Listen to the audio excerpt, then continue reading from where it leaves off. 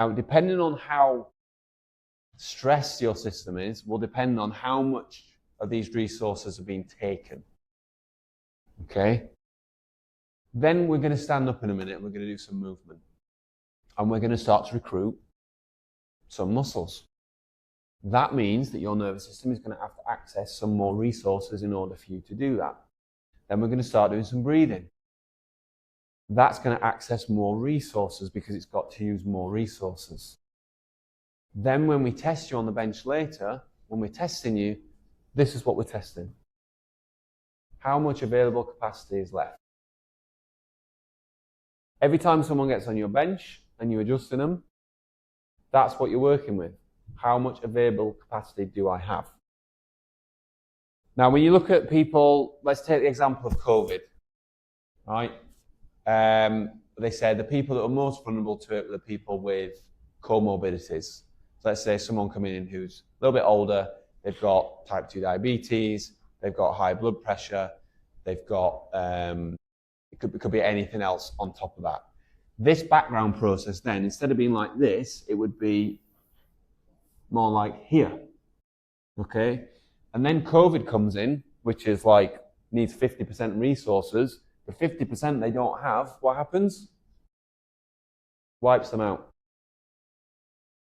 Us, typically, if we've got only this background process, and this red one here is the amount that COVID's going to take, we can handle that because we've got a bit left over. Make sense? Now, here's the key for this weekend. If this is available capacity, and we go and do an adjustment that requires this much capacity, what have we done? Yeah, we've overwhelmed the nervous system. And that's the key. Or we might just go 1, boom, 2, boom, 3, lay on your side, boom. All of a sudden, the capacity goes split, split, split, split, split. You've split the available capacity 5 ways. And then the brain says, well, okay, I've only got 5% to give to each portion. Whereas if you do one adjustment, all the available capacity goes to that area. Makes sense? So the brain has 100% of its capacity to deliver into that area. We talked about earlier the intentions, less is more, being specific. It's because we want to work with A, as much available capacity as possible, and B, we want to hit as much of the somatosensory cortex as possible in one go. And when we align all that in one direction, that's when we see the physiological changes. Okay, I've talked a lot there. Let's just open out any questions on this, or any questions on the stress response that we've just done.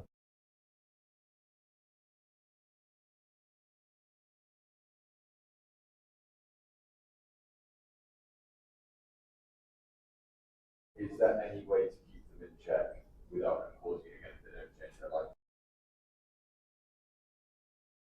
Yeah, so it is the ultimate question. What we're looking to do is, when someone's stuck in that state, are they going to be making good decisions? Typically, no. So it's our responsibility to say, can we flip this switch? All of a sudden, they get to experience what it is to be in a parasympathetic state, educating them, and then they're going to start to make better decisions. But ultimately, if you've been working with someone for 3, 4, 6 months, and they're still here, that then needs to be a conversation. Flip the question as well. You could say if somebody is in such a chronic response that their physiology has changed as much as what its baseline is. So what's the point? You could ask that similar question, okay? We're not treating or fixing anything. What we're trying to do is make this bigger, because with every adjustment that we have, if it can unpick some of that neuroplastic change that's been as that adaptation for so long, because the adaptations layer as well. So you may have then a compensation, another adaptation on top of that, and if we take that one away, then suddenly this gets bigger. It may be that suddenly some of this core musculature that's been firing for so long, which is giving loads more feedback in this area, can reduce down. So chiropractic is for everyone. The adjustments are for everyone. Doesn't matter what condition you're in. If you've got changes to the physical tissue, whether you've got cancer, This is why it can work for everyone, because we're just making sure we can get them as much availability as we can do. Now, if there's something that's in the tissue that has changed physically over time, of course, that then will come back. That's why the premise of ongoing care for them is so vitally important. Okay. Great question. I know a lot of you are thinking at the moment, like, this is heavy. We're going for a lot of theory here. It's so vital, because when we understand this, it's going to make so much more sense when we start applying the adjustment. The other thing as well to take from this is the big thing that what Tom said, your brain is too smart. So every stimulation you give to the brain, it has to react, okay? It's got 100% intelligence. If you stimulate the nervous system, it will look at it and respond to it. If you do too many adjustments, which is where the art of chiropractic comes in, you can overwhelm them, you can subluxate them. That's the thing. If you've got the power to remove or help remove subluxation, you've got the power to subluxate. And that's why we see crashes in people's care. That's why we see stalls. So yeah, be wary. And also, like, the other thing on that is, if someone comes in, I sometimes often describe it as battery level available capacity. You know, when someone comes in and they're completely burnt out, and like I say to them, if you were a phone now, what would your battery level be on? They'd be like, 2%, like, or 0. I say, well, it's not 0 because you walked in here, right? You're not dead. Let's say it's on 2%. In order to fully charge that available capacity, we've only got 2% to work with. So it's going to take a lot longer to build that up. If someone's coming in at 50%, we've got 50% to work with. We can work with that a lot quicker. So this also, explaining this, allows you to empower people to understand where they're at and where their capacity is at, and understand the time frames of care. Not the number of adjustments, the time frame.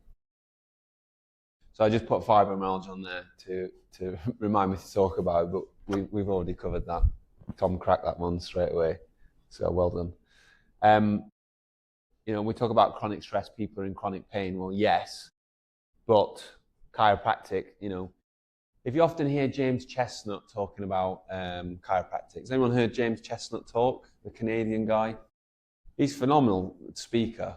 He's very up to date with all the latest research, and he goes and talks in all the medical institutions in Canada about the research for chiropractic in low back pain, because he knows that the evidence out there is the best evidence for any kind of therapy is for chiropractic. So he will argue in any situation with the research, and he can prove that chiropractic is the most cost effective, the safest, and the best long-term outcome for low back pain, chronic low back pain. You know, so if anybody questions you on that, the research is there. And that's what it's kind of been known for, hasn't it? I don't know, ever since I started practicing, it's like, oh yeah, chiropractic's for your back. Well, no, when we look at it originally in the principles, it's for the nervous system. But of course the pain's going to go because we're changing the stress response. We're changing the proprioception to the brain and decreasing the stress response. That's why I put that on there. This also covers the question, I'm not in pain. Should I keep coming and having chiropractic? Quite often we say, well, you don't want the pain to come back. That's operating out of a fear-based mindset, which we don't want. We want to empower people to say, I want to be adjusted so that my nervous system is operating in the most balance with the biggest available capacity. That's what we want people to say. And those people coming in, they're not patients. They're going to be members of your community who will just get on the bench and go, check me. Rather than coming in and going, right, before I get on the bench, I've got something to tell you. I've got this here, this here, this here, this here. And you're thinking, oh, fucking hell, here we go again. Just get on the bench. But it happens. And it happens because it's our fault. We haven't educated them. They think they're coming in for pain relief. Of course, it's a side effect because we're decreasing the stress response. So I always say, no, we're not going to remove your pain. I can't even guarantee that anyway, because pain is your perception of what's going on. But I definitely can change your stress response. We can help your body increase the available capacity. So there's a really good note on there for that. So what happens to tone? Tom mentioned about tone. We spoke about the muscles. This filters in directly to our testing.